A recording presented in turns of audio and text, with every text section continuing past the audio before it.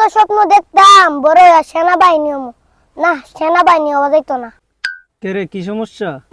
সম্মান আছে, সম্মান নাই। আচ্ছা, আমি বড় হইয়া কি হমু? কথাটা ঠিকই কইছ। তোর 18 বছর না হওয়া পর্যন্ত তুই পড়ালেখা করবি। পড়ালেখা কইরা পড়ালেখা কইরা আমি কি করি? তুমি তো ব্যবসা করো। ও, আমিও বড় হয়ে ব্যবসা করো। না, আমি তো দেশের লাগি কিছু করতে পারছি না, কিন্তু তুই করবি। তোর যখন 18 বছর হইব, তোর পাসপোর্ট করুম, কইরা তোর বিদেশ পাঠামু। তুই বিদেশ গিয়া 150 টাকা পাঠাইবি। সেই টাকা পাঠানোর মাধ্যমে একটা অংশ রেমিটেন্স হিসেবে সরকারের ঘরে জমা হইব। সেই রেমিটেন্স দিয়ে সরকার দেশ উন্নয়নের কাজে লাগাইব। ওন যারা বিদেশ থেকে টিয়া বাড়াইতেছে, এরা রেমিটেন্স কি দেশের উন্নয়নে কাজে লাগতেছে? রাখতাছে মানে, দেশের সব উন্নয়নের মাঝে তো এই রেমিটেন্সের অবদানই বেশি।